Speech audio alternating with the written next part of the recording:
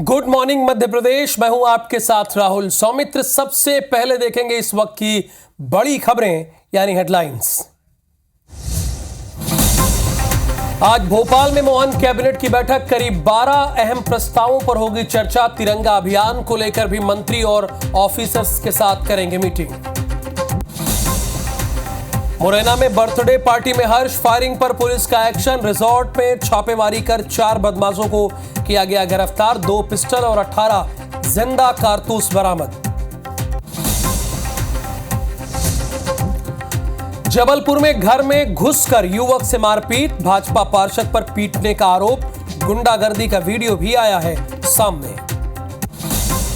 ग्वालियर में ठगी के आरोपी आचार्य पुष्पेंद्र दीक्षित से पूछताछ में बड़ा खुलासा। केंद्रीय मंत्री का पीए बनकर ट्रांसफर के लिए करता था फोन। पूर्व सीएम के घर कराई थी पूजा। जबलपुर में डायरिया का कहर जारी। सिहोरा में 21 लोगों की मौत, 21 बीमार। कैंप लगाकर किया जा रहा इलाज। जिले में अब तक गई 10 की जान। पेरिस ओलंपिक में एक और मेडल पक्का। आज गोल्डन दांव लगाएंगे रेसलर विनेश फोगाट। वहीं हॉकी के सेमीफाइनल में हार के बाद अब ब्रॉन्ज के लिए मुकाबला।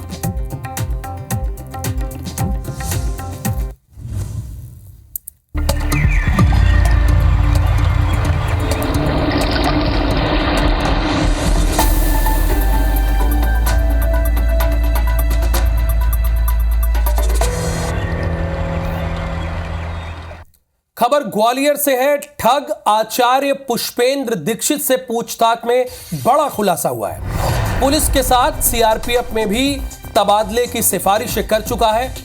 तबादले के लिए केंद्रीय मंत्री का पीए बनकर यह फोन किया करता था। डीजीपी यानी एमपी के डीजीपी सुधीर सक्सेना और 2 इंस्पेक्टर के तबादले के लिए किए गए थे फोन। आरोपी आचार्य के 5 मोबाइल साइबर लैब भेजे गए हैं।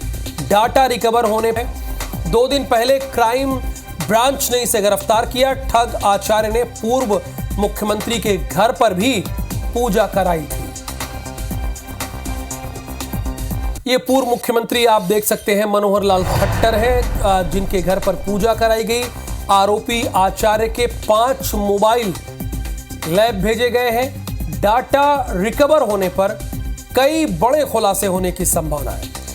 और नासिर गौरी ग्वालियर से इस वक्त हमारे साथ लाइव जुड़े, जहां से इसकी गिरफ्तारी हुई है। नासिर, आप हमारे दर्शकों को बताइए इसके और कौन कौन से कारनामे हैं, क्या इससे पूछताछ की जा रही है, आपको क्या जानकारी लगी है?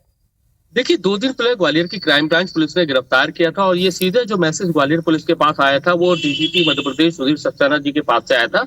उसमें कहा गया था कि कोई व्यक्ति है वो अपने आप को केंद्रीय मंत्री गिरिराज सिंह का पीए बताता है और उनसे ट्रांसफर करने की बात करता है। और इसका शिकार ग्वालियर चंबल संभाग की रेंज के 2 टीआई भी हुए। इनको बाकायदा तबादला भी हुआ, जिनको बाद में ग्वालियर आईजी ने सस्पेंड कर दिया गया।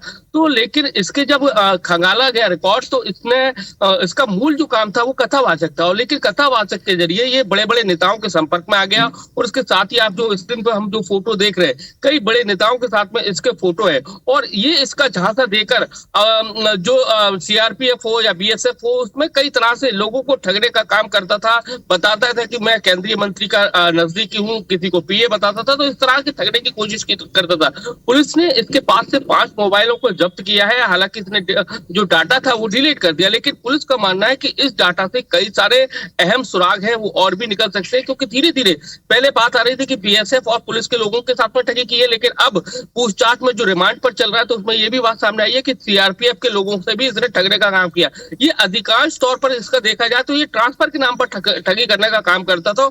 और इसकी जो शक हुआ जो मध्य प्रदेश के डीजीपी सुधीर सक्सेना को हुआ था, और उसके बाद उन्होंने जांच जो है वो ग्वालियर के एसपी और आईजी को, मतलब ये इतना बड़ा मामला है, इसका कोई छोटा अधिकारी जांच नहीं कर रहा है, बल्कि एसपी ग्वालियर धर्मवीर सिंह यादव और उसके बाद आईजी ग्वालियर रेंज अरविंद सक्सेना, वो खुद इससे पूछताछ कर रहे हैं। हर एक बात पर इसकी तस्दीक कर रहे हैं, उसको वेरीफाई करने की भी कोशिश कर रहे हैं। लेकिन जो चीजें निकल कर आई हैं वो बड़े खुलासे कर रही है कि ये अपने आप को केंद्रीय गिरिराज सिंह जो मंत्री हैं केंद्र सरकार में, उनका पीए बताकर अधिकांश ठगी की वारदातें इसने की हैं। और इसने बड़े बड़े नेताओं के यहाँ पर पूजा पाठ भी की है, जिसमें एक पूर्व मुख्यमंत्री का भी नाम सामने आ रहा है कि उनके घर पे भी इसने पूजा पाठ की। तो कुल मिलाकर देखा जाए तो ये कथावाचक के जरिए अपना रसूख दिखाता था और लोगों से मिलता था और फिर अपने झांसे में देकर उनसे ठगी करने का काम करता था। अब बिल्कुल नासिर, तस्वीरें भी आपने भेजी है, कोई ऐसा सेलिब्रिटी बचा नहीं जो उसके झांसे में आया ना हो। संजय दत्त से लेकर मनोहर लाल खट्टर से लेकर कैलाश विजयवर्गीय से लेकर अखिलेश यादव से लेकर ये सारे लोग इसके लपेटे में आ गए। और मध्य प्रदेश के डीजीपी साहब भी इनसे परेशान थे। डीजीपी साहब, मैं आपको एक नसीहत देता हूं, केंद्रीय मंत्रियों के इशारे पर ट्रांसफर नहीं होते हैं। ये कैसे हो गया कि केंद्रीय मंत्री ने फोन कर दिया और दबाव में आ गए? आप अपने कहने पे चलिए, आप अपना निर्णय लीजिए। बहुत शुक्रिया इस जानकारी के लिए नासिर गौरी आपका। मुरैना अब आपको लेके चलेंगे। बर्थडे पार्टी में हर्ष फायरिंग का मामला सामने आया है। पुलिस ने रिसोर्ट में छापेमारी की कार्रवाई की। 4 बदमाशों को पुलिस ने गिरफ्तार किया है। 2 पिस्टल, 18 जिंदा कारतूस और 4 जिंदा कारतूस भी बरामद किया गया है। बदमाश कुक्कू जादौन के बर्थडे पार्टी में हर्ष फायरिंग की गई थी। रिसोर्ट में आपको बता दें कि शिवपुरी से बार डांसर भी आई थी। पुलिस रिसोर्ट के सीसीटीवी फुटेज भी खंगाल रही है। सबलगढ़ थाना इलाके के कलंगी रिसोर्ट का यह मामला है। बदमाश कुक्कू जादौन एक नंबर का ये बदमाश है और एक नंबर का फ्रॉड है ये तो कहिए पुलिस पहुंच गई। हर्ष फायरिंग हो रही थी इसके बर्थडे पर। 4 बदमाशों को पुलिस ने गिरफ्तार किया।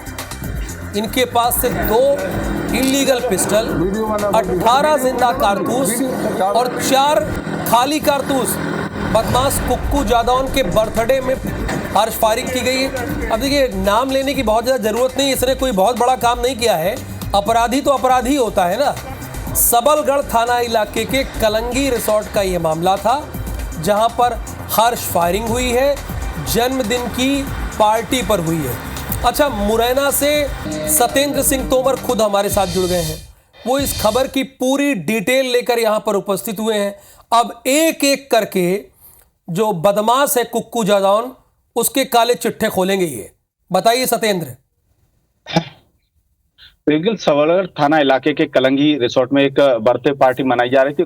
बदमाश है कुक्कू जादौन, जिस पर आधा दर्जन से अधिक मामले दर्ज हैं। और देखा जाए तो कोई बड़े इस तरीके के मामले नहीं है। 307 और लूट चोरी चकाटी के इस तरीके के जो मामले दर्ज हैं, उसी की बर्थडे पार्टी में जो रिसोर्ट है वहां पर शिवपुरी की जो बार वाला है वो भी वहां पर आई हुई थी। और जिले के अलावा ग्वालियर और सोपोर शिवपुरी के जो बदमाश थे, टुचमुचे जो बदमाश थे, वो भी सभी वहां मौके पर पहुंचे हुए थे। और जिसमें हर्ष फायरिंग लगातार की जा रही थी, उसकी सूचना पुलिस अधीक्षक शैलेंद्र सिंह चौहान को मिली थी। उसके बाद पुलिस फोर्स वहां पर मौके पर भेजा गया था। तो जिन पर से जो बदमाश थे, कुछ लोग तो जैसे ही पुलिस की जो सूचना लगी थी, कुछ वहां से मौके से फरार हुए। और उसके बाद देखा जाए तो 4 आरोपियों को पुलिस ने गिरफ्तार किया, जिनके कब्जे से 2 पिस्टल और 18 जिंदा कारतूस मिले। और उसके अलावा देखा जाए तो तमाम सारे जो खाली खोखे रहते हैं कारतूस चलने के बाद में 12 बोर और माउजर के, वो भी पुलिस ने जब्त किए। हालांकि पुलिस अब वहां जो मैरिज गार्डन में लगे सीसीटीवी फुटेज भी खंगाल रही है कि कौन कौन बदमाश इस पार्टी में शामिल हुए थे, किन किन लोगों ने वो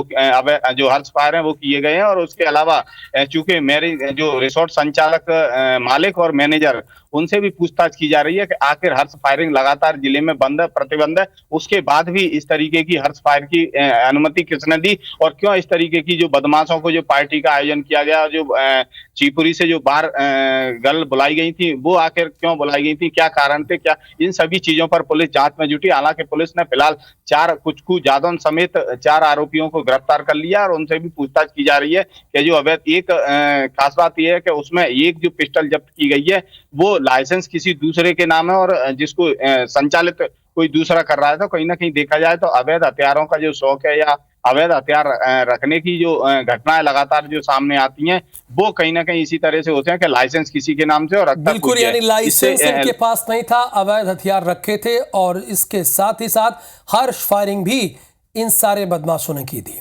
शुक्रिया इस जानकारी के लिए आपका। अब जबलपुर अपने दर्शकों को लेकर चलता हूं मैं। अवैध हथियार तस्करी पर एक्शन लिया गया है। पुलिस ने 4 आरोपियों को गिरफ्तार किया है। 15 चाकू, 1 पिस्टल, 2 कारतूस के साथ गिरफ्तारी हुई है। राजस्थान से चाकू मंगवाकर जबलपुर में बेचते थे आरोपी। हनुमानताल थाना पुलिस ने यह कार्रवाई की है। हनुमानताल थाना पुलिस ने यह कार्रवाई की है। अवैध हथियार तस्करी पर एक्शन लिया गया है। पुलिस ने 4 आरोपियों को गिरफ्तार किया है। 15 चाकू, 1 पिस्टल और 2 कारतूस के साथ इनकी गिरफ्तारी हुई। राजस्थान से चाकू मंगवाकर जबलपुर में आरोपी बेचते थे। हनुमानताल थाना पुलिस ने इनके खिलाफ कड़ी कार्रवाई की है। भोपाल से अगली खबर है। मोहन कैबिनेट की बैठक आज है। सीएम डॉक्टर मोहन यादव की अध्यक्षता में बैठक होगी। सुबह 11 बजे मंत्रालय में यह बैठक की जाएगी। करीब 12 अहम प्रस्तावों पर चर्चा होगी। 12 अहम प्रस्ताव हैं जिसमें चर्चा होनी है और यह बैठक 11 बजे होगी। मोहन कैबिनेट की बैठक में कई अहम फैसले लिए जा सकते हैं। सुबह 11 बजे मंत्रालय में बैठक होगी और करीब 12 अहम प्रस्तावों पर चर्चा होगी। अच्छा, चर्चा तो होगी लेकिन उसमें से पास कुछ ही होंगे। सीएम डॉक्टर मोहन यादव ने एक बैठक बुलाई है। रक्षाबंधन और तिरंगा अभियान को लेकर बैठक बुलाई गई है। क्योंकि आने वाले दिनों में आज 7 हो गई, अब 7 दिन बाद ही है स्वतंत्रता दिवस। सुबह 9:30 बजे वीडियो कॉन्फ्रेंसिंग के जरिए बैठक होगी। अच्छा, इस वीडियो कॉन्फ्रेंसिंग में बड़े बड़े अधिकारी जुड़ रहे हैं, जैसे कि आईजी जुड़ेंगे, कलेक्टर जुड़ेंगे, पुलिस अधीक्षक जुड़ेंगे, जिला पंचायत के सीईओ जुड़ेंगे, मंत्री जुड़ेंगे, सांसद जुड़ेंगे, विधायक जुड़ेंगे, जिला पंचायत के अध्यक्ष और महापौर को भी जुड़ना है। ये सारे लोग जुड़ेंगे। वीडियो कॉन्फ्रेंसिंग के जरिए ये बैठक होगी जिसमें डॉक्टर मोहन यादव निर्देश देंगे। रक्षाबंधन और उसके पहले तिरंगा यात्रा भी इन्हें निकालनी है। इस सब की तैयारी हो रही है। भोपाल से खबर यह है कि आज जारी हो सकती है प्रभारी मंत्रियों के नाम की सूची।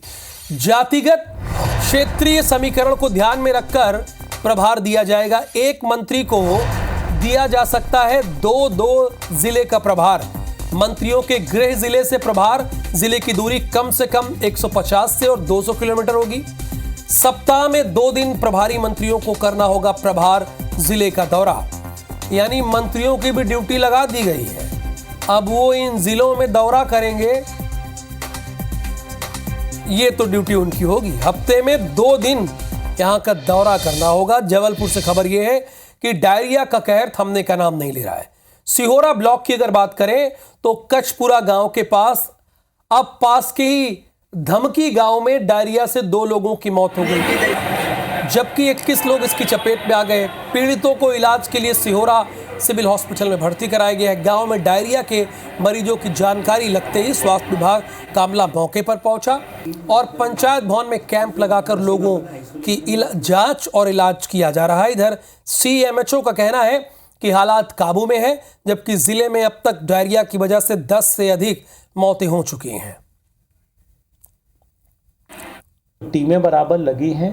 ब्लीचिंग पाउडर है, क्लोरीन टैबलेट है, ये सब वितरण हो रहा है और दवाइयाँ पूरी हैं। सीनियर डॉक्टर से भी कंसल्टेशन करते हैं तो उन्होंने बताया कि साहब ये कैप्सूल और उनको देना शुरू करें तो डायरिया 24 घंटे में कंट्रोल हो जाएगा और उससे सही में बहुत अच्छा हम लोगों को प्रभाव देखने मिला है।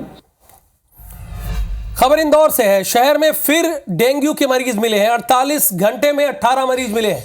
डेंगू के लार्वा को किया जा रहा है नष्ट। सभी मरीजों का घर पर इलाज जारी है। कुल मरीजों की संख्या हो चुकी है डेंगू की 195 डेंगू मरीजों की पहचान हो चुकी है। शहर में फिर से डेंगू के मरीज मिले हैं। 48 घंटे में 18 मरीज मिले हैं। डेंगू के लार्वा को नष्ट किया जा रहा है।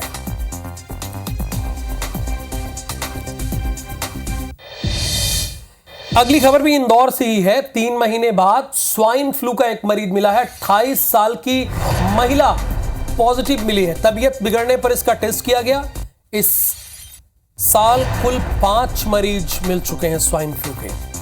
3 महीने बाद स्वाइन फ्लू का मरीज मिला है।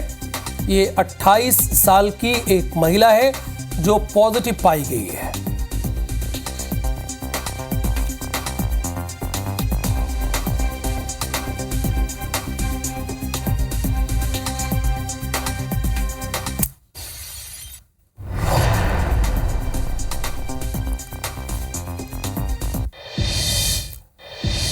जो मध्य प्रदेश के पूर्वी हिस्से हैं, पूर्वी जिले हैं, वहां पर भारी बारिश का अलर्ट जारी किया गया है। कई नदी और नाले खतरे के निशान से ऊपर है।